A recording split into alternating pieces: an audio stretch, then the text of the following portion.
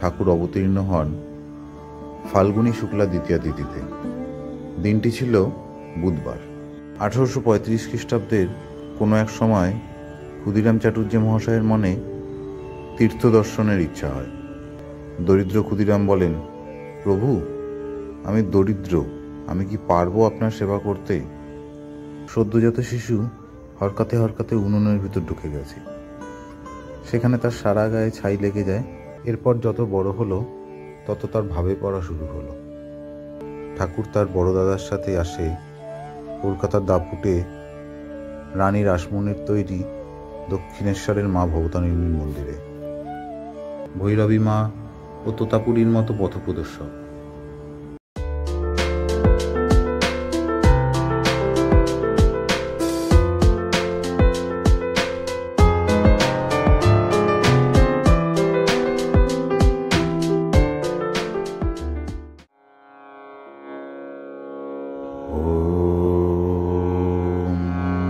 स्थापकाय च धर्मस्य सर्वधर्मस्वरूपिणे अवतार वरिष्ठाय रामकृष्णाय ते नमः।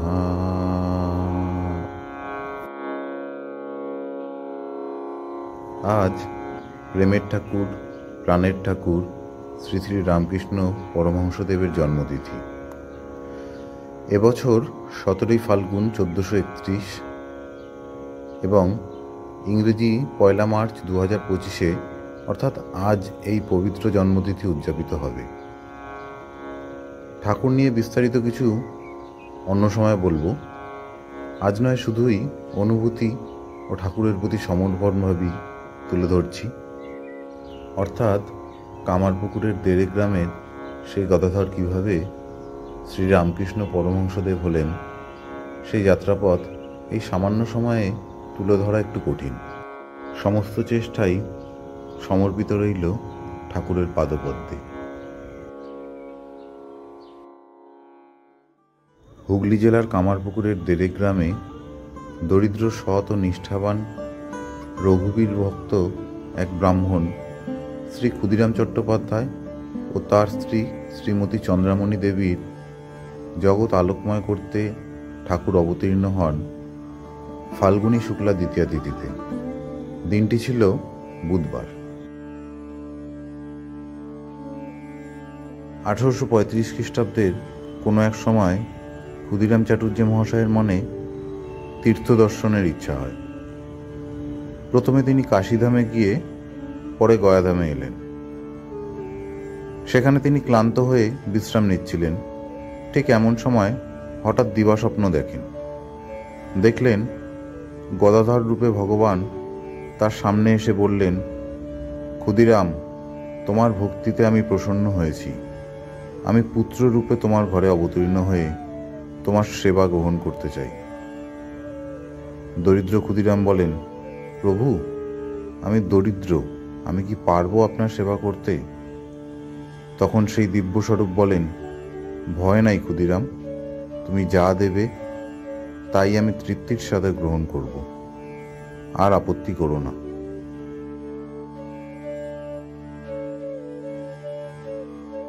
ভিডিওতে আরও এগোনোর আগে আপনাদের থেকে ভিডিওটা লাইক শেয়ারের জন্য আবেদন রাখছি। কারণ আগেই বলেছিলাম, ইউটিউব ভালো মন্দ বিচার করে ভিডিওটি লাইক, শেয়ার, ভিউজ ইত্যাদির ওপরে। কোনো সাজেশন থাকলে কমেন্টে জানাতে পারেন। আর চ্যানেলটি সাবস্ক্রাইব না থাকলে সাবস্ক্রাইব করে বেল আইকনে অল অপশানটা ক্লিক করে রাখুন, কারণ ভবিষ্যতে ইন্টারেস্টিং সব সাবজেক্টের ওপর ভিডিও সবার আগে দেখতে পাবেন।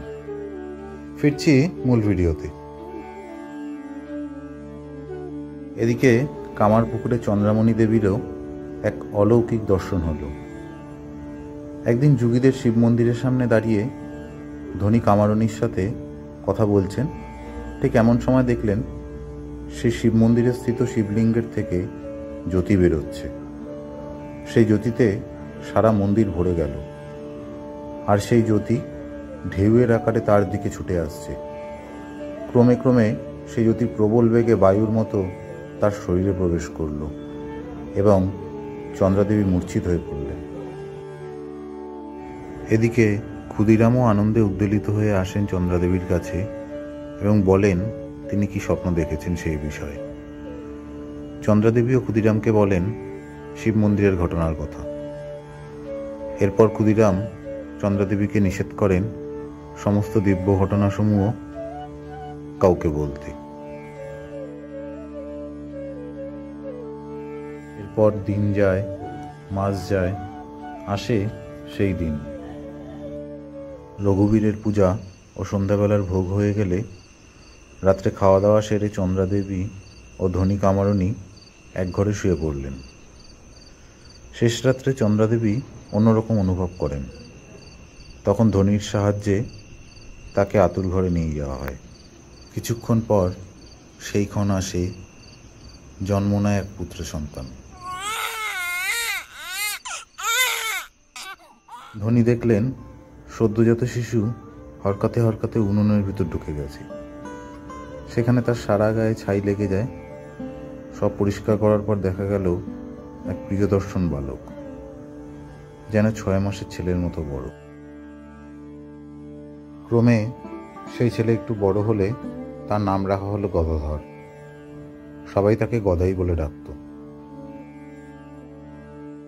এরপর পাঠশালা যাওয়া শুরু হলো, যেখানে তার যা ভালো লাগতো শুনতো, আর যা ভালো লাগতো না সে শুনতো না। রামায়ণ, মহাভারত ও বিভিন্ন পুরাণের কথা তার খুব ভালো লাগত। চরম অনীহা ছিল তার অঙ্কতে।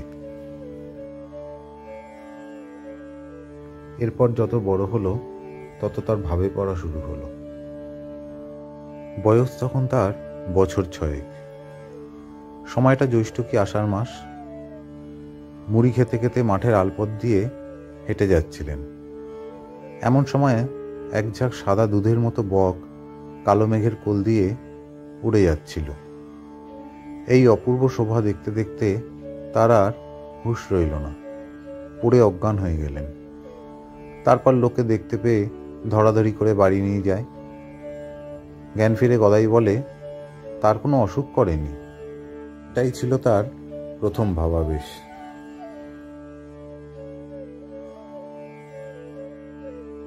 সাধু সন্ন্যাসীদের সঙ্গ তার খুব প্রিয় ছিল। এইসব দেখে আর 5 জন মায়ের মতো চন্দ্রাদেবীও বিচলিত হতে লাগলেন। কিন্তু সন্ন্যাসীরা অভয় দিলেন, বললেন মা, তোমার ছেলে জগৎকে আলো দিতে এসেছে, ওকে নিয়ে অত ভয় পেও না। ক্রমে দিন মাস বছর গেলে ঠাকুর তার বড় দাদার সাথে আসে কলকাতার দাপুটে রানী রাসমণির তৈরি দক্ষিণেশ্বরের মা ভবতারিণীর মন্দিরে। ঠাকুর রঘুবীরের পূজারী ছিলেন, কালী পুজো তিনি জানতেন না। ধীরে ধীরে কালচক্রের আবর্তনে ঠাকুর হয়ে উঠলেন সেই দক্ষিণেশ্বরের প্রধান পুরোহিত। নিত্যদিন তার ভাব বাড়তেই থাকল। জীবনে এলো ভৈরবী মা ও তোতাপুরীর মতো পথপ্রদর্শক। একের পর এক লীলা দেখাতে শুরু করলেন লীলাধরের এই অবতার। ক্রমে হয়ে উঠলেন রামকৃষ্ণ পরমহংসদেব। চারিদিকে তার মাহাত্ম্য প্রচারিত হতে থাকল। স্ত্রী রূপে জীবনে এলেন সারদা দেবী, শিষ্য হলেন দত্তবাড়ি নরেন, গিরিশ ঘোষ প্রমুখরা।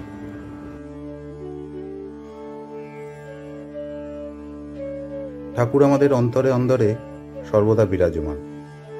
ঠাকুরকে নিয়ে ভবিষ্যতে আরও আলোচনা হবে অন্য ভিডিওতে। সবাই ভালো থাকবেন। দেখা হচ্ছে পরের ভিডিওতে একজন ইন্টারেস্টিং ক্যারেক্টারকে নিয়ে, যিনি আমার আপনার সকলেরই ভীষণ প্রিয়। ভিডিওটা কেমন লাগলো কমেন্টে জানাবেন, সঙ্গে থাকবেন।